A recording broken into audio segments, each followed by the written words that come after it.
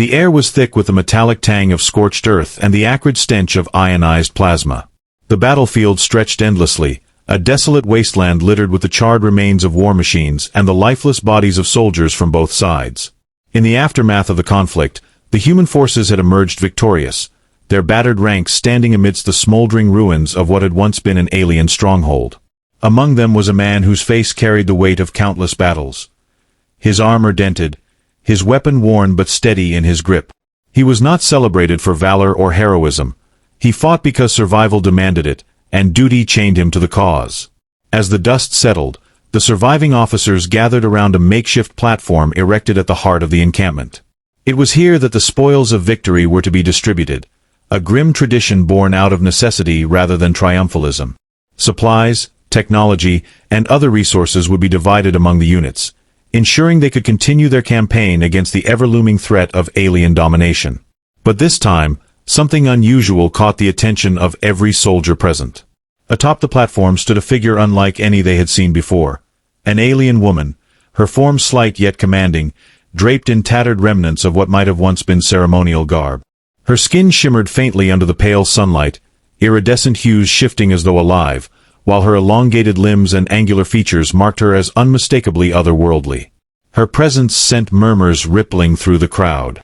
Some regarded her with suspicion, others with pity, and a few with undisguised curiosity.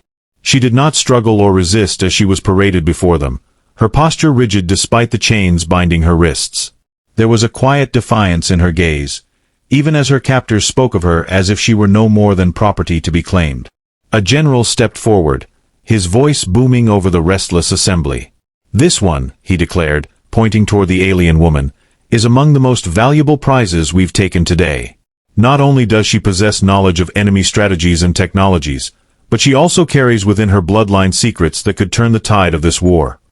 His words hung heavy in the air, met with a mixture of awe and unease. When the call came for volunteers to take custody of the alien captive, silence fell over the group. No one moved initially, each soldier weighing the implications of such a responsibility, or perhaps burden. Then, almost imperceptibly, heads began to turn toward the man who stood apart from the rest. He had earned his reputation not through grand gestures but through sheer endurance, always completing missions others deemed impossible. Perhaps it was respect, perhaps obligation, but when the commanding officer's eyes landed on him, there was little room for refusal. "You've proven yourself capable," the officer said, his tone leaving no space for argument. "She will be your charge." For a moment, the man hesitated, his jaw tightening beneath the shadow of his helmet. This was not what he had signed up for, not another body to carry through the hellish landscape of interstellar warfare. Yet, as orders went, this one left no room for negotiation. Slowly, deliberately, he approached the platform, his boots crunching against the ash-covered ground. When he finally stopped before her, their eyes met for the first time. Hers held neither fear nor hatred, only a depth of emotion he couldn't begin to decipher. And in that fleeting exchange, he felt the first stirrings of doubt about the path ahead. The initial days following the assignment were suffused with tension, a palpable unease that permeated every interaction between the man and the alien woman. She was housed in a small, utilitarian tent adjacent to his quarters, its interior bare save for a cot and a single lantern that cast flickering shadows across the canvas walls. The chain around her wrist was anchored to a metal ring bolted into the ground, a precaution insisted upon by higher command despite her apparent compliance thus far.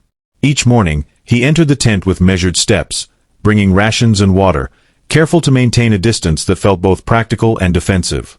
Yet, for all his efforts to keep things impersonal, there was an undeniable magnetism in her presence, a quiet gravity that seemed to pull at the edges of his resolve. He observed her closely during these moments, noting how she handled herself with an air of dignity even in captivity. Her movements were deliberate, unhurried, as though she refused to let her circumstances dictate her behavior. Occasionally, she would glance up at him, her luminous eyes meeting his with an intensity that made him look away. These stolen glimpses unsettled him more than he cared to admit, stirring questions he didn't know how to answer. Was she truly resigned to her fate, or was there something else simmering beneath her composed exterior? He found himself wondering whether she understood more than she let on, her silences speaking volumes he couldn't quite decipher. Communication became an unspoken battleground between them. At first, attempts at dialogue faltered under the weight of mutual incomprehension. His halting gestures and fragmented phrases elicited no response beyond a tilt of her head or a subtle arch of her brow. Frustration bubbled beneath his stoic demeanor, though he masked it well behind clipped tones and curt instructions. Yet, over time, patterns began to emerge. She started mimicking certain words, her pronunciation hesitant but earnest, while her own language, a cascade of melodic syllables interspersed with clicks and hums, remained impenetrable to him.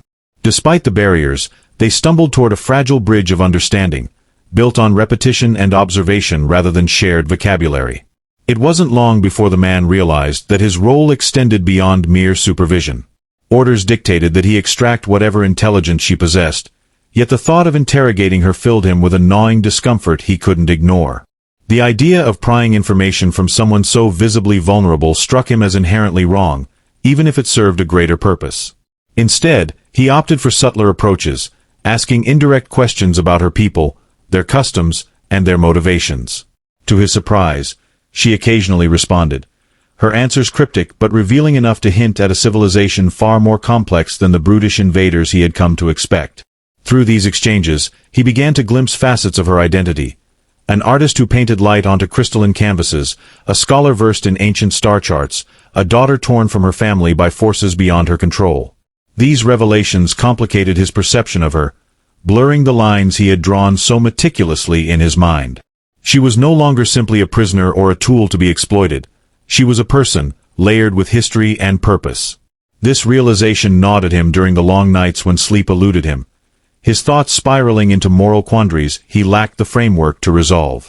How could he reconcile his duty to humanity with the growing sense of guilt that shadowed his every action? The weight of this internal conflict pressed.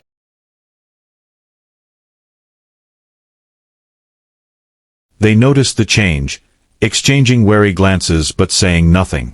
After all, questioning the morality of war was a luxury few could afford. Yet, amid the turmoil, there were fleeting moments of connection that defied explanation. Once, while tending to a minor wound on her arm caused by the chafing chain, she reached out and touched his hand. The contact was brief, barely perceptible, yet it sent a jolt through him that lingered long after she withdrew. Another time, she offered him a fragment of polished stone she had been carrying, its surface etched with intricate patterns that shimmered in the dim light.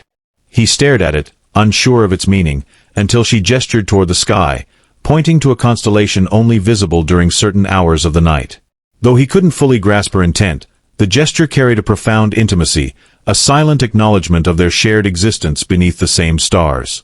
Each encounter left him grappling with emotions he hadn't anticipated: empathy, curiosity, even a flicker of admiration. These feelings unnerved him, challenging the rigid boundaries he had erected to survive the harsh realities of war. As days turned into weeks, the line between captor and captive grew increasingly blurred, forcing him to confront the uncomfortable truth that his humanity might be more intertwined with hers than he had ever imagined. Over time, the dynamic between the man and the alien woman shifted in ways neither of them could have foreseen. What began as a reluctant coexistence gradually evolved into a fragile alliance, forged not through spoken words but through shared silences and unspoken agreements. He continued to bring her food and supplies, but now his visits carried a different undertone, a cautious warmth that replaced the earlier detachment. She, in turn, reciprocated in small yet meaningful ways, folding the blankets neatly each morning, arranging stones into geometric patterns on the dirt floor, or tilting her head slightly when he entered, as though acknowledging his presence with quiet respect.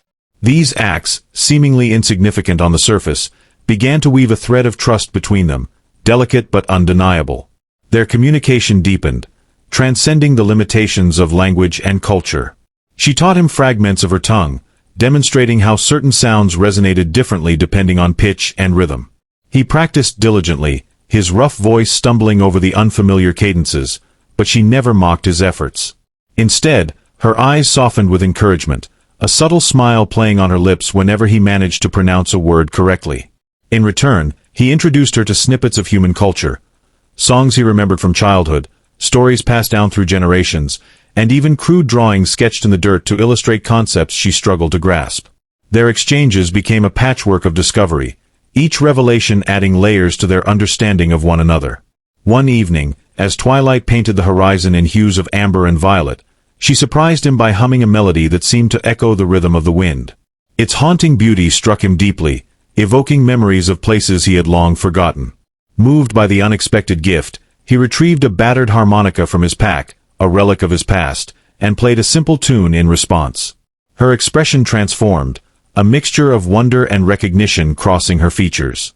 For a moment, they existed outside the confines of their roles, united by music that transcended species and circumstance. That night, the air felt lighter, as though the weight of their shared struggles had momentarily lifted. Despite these moments of connection, the specter of war loomed ever-present, casting a shadow over their tentative camaraderie. The chain around her wrist remained a constant reminder of her captivity, a barrier that neither of them could ignore. Yet, paradoxically, it also became a symbol of resilience. On several occasions, she demonstrated remarkable ingenuity, using the limited resources at her disposal to craft tools or repair damaged equipment.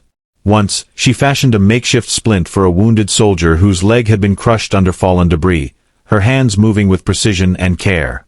The act earned her wary respect from the others, though mistrust still lingered in their gazes. The man found himself increasingly protective of her, shielding her from the harsher realities of camp life. When rumors spread among the ranks about her supposed value as a war prize, he intervened decisively, his authority quelling any attempts at exploitation. This protective instinct confused him, clashing with the cold pragmatism he had cultivated throughout his military career.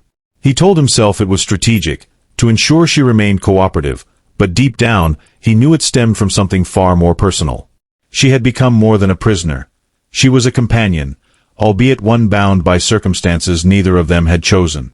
As their bond strengthened, so too did the stakes surrounding their relationship. Higher command grew impatient, demanding results from the intelligence-gathering efforts. Reports trickled in of advancing enemy forces, their movements suggesting preparations for a counteroffensive.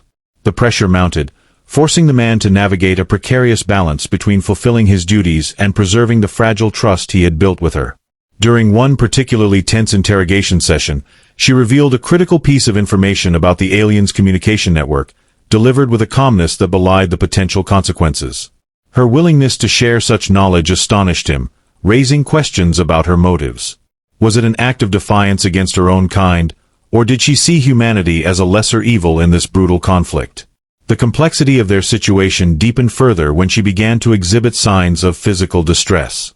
Her once iridescent skin dulled noticeably, and her movements grew sluggish, betraying an exhaustion that alarmed him. Concerned, he sought advice from the camp medic, who diagnosed her condition as malnutrition exacerbated by stress.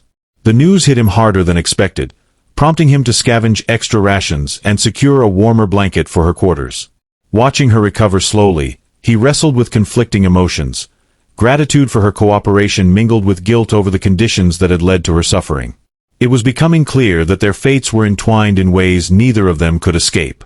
Amidst the chaos of war and the mounting pressures of their mission, the man found himself reflecting on the choices that had brought him to this point. Every decision he made, from accepting her as his charge to shielding her from harm, felt like stepping stones along a path he hadn't consciously chosen. Yet, with each step, the lines between duty and desire blurred further, leaving him adrift in a sea of uncertainty. He couldn't deny the growing attachment he felt toward her, nor could he ignore the implications of what that attachment meant. Was he betraying his comrades by prioritizing her well-being? Or was he merely doing what any decent person would do, regardless of species or allegiance?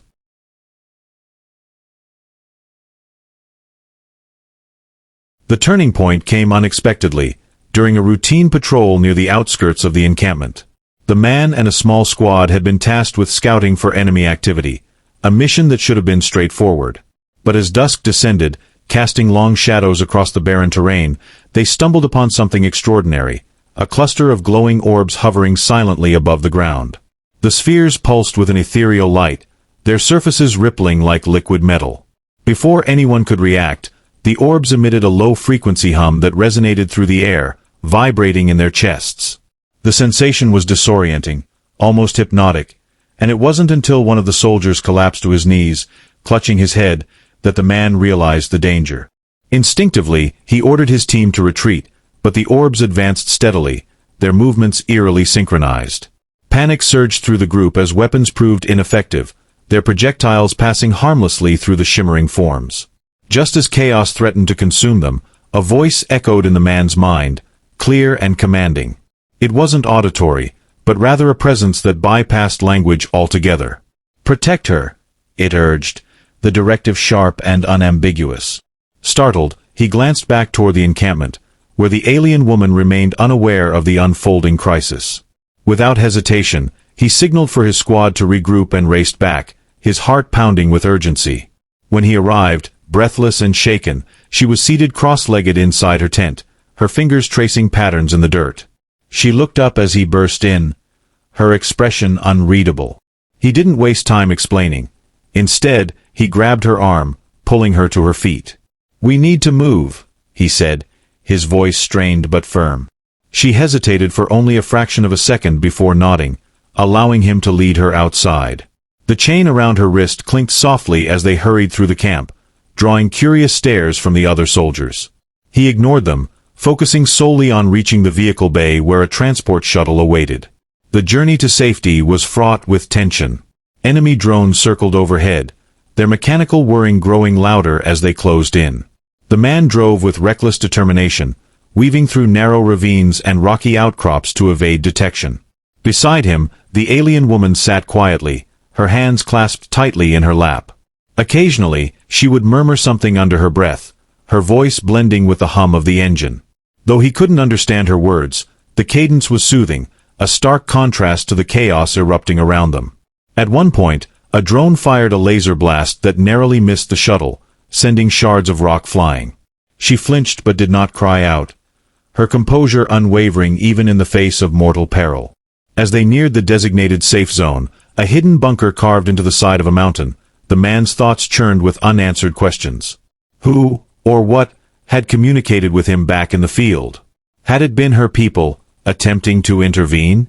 Or was it something else entirely, some unknown force manipulating events from the shadows? Whatever the source, the message had been unequivocal. She was important, perhaps more so than he had realized. The realization weighed heavily on him, compounding the already immense responsibility he felt for her safety. Once inside the bunker, they were greeted by a skeleton crew of engineers and medics, hastily assembled to provide support. The man handed her over to their care, reluctantly stepping back as they led her to a private chamber for examination. Exhaustion washed over him, but he forced himself to remain alert, pacing the length of the main hall while updates trickled in. The enemy attack had been repelled, thanks in part to the diversion created by the mysterious orbs, but casualties were high, and morale was dangerously low. Whispers of mutiny began to circulate among the troops, fueled by fears that the war effort was unraveling.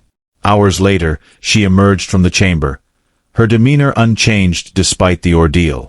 She approached him cautiously, her steps slow and deliberate. When she finally stopped before him, she placed a hand on his shoulder, her touch light but deliberate. For the first time since their journey began, she spoke directly to him in broken fragments of his language. "Thank you," she said, her voice soft but resolute. The words, though simple, carried a weight that left him speechless. In that moment, he understood that their connection had transcended the boundaries of captivity and obligation. It had become something far deeper, a bond forged in the crucible of survival and sacrifice. The revelation of the enemy's new weapon sent ripples of dread through the bunker, its implications sinking in with suffocating clarity. The alien woman seemed to sense the shift in atmosphere immediately. Her luminous eyes darted toward the man as he absorbed the grim report. Her expression unreadable but charged with an intensity that hinted at understanding far beyond what she had let on. When the room emptied of others and they were left alone, she stepped closer to him, her movements deliberate and urgent. For the first time, she broke her usual reserve, speaking rapidly in her melodic tongue while gesturing emphatically toward the map spread across the table. Though much of her speech was lost on him, one phrase repeated itself, Kaldar. It wasn't a word he recognized, but the way she emphasized it, her voice trembling with both fear and resolve, made it clear it was significant. She pointed again to the star charts, tracing lines between constellations until she landed on a specific point. Then, grabbing a shard of charcoal from the edge of the table, she began sketching symbols into the margin of the map. They resembled those etched into the stone fragment she had shown him weeks earlier, their intricate patterns glowing faintly under the dim light. Her insistence grew palpable, almost frantic. Finally, she placed her hand over his, forcing him to meet her gaze. "Kaldar," she repeated, this time slower, enunciating each syllable. And then, switching back to broken fragments of his language, she said, "Destroy, or all die." The weight of her words hit him like a physical blow. Whatever Kaldar was, it wasn't just a location, it was central to the looming threat. But how could she know this? Was she privy to secrets about the weapon's origin, or worse, its activation? Suspicion clawed at the edges of his mind, yet her earnestness disarmed him. There was no malice in her demeanor, only desperation. Still, the questions gnawed at him. Why now? Had she been withholding critical information all along? Or had something changed during their escape that compelled her to reveal what she knew? Before he could press further, alarms blared throughout the bunker, piercing the tension-laden air. A scout team had returned with dire news. The enemy forces weren't merely regrouping, they were advancing directly toward their position. Worse still, reconnaissance drones had detected energy signatures consistent with the rumored superweapon. Time was running out.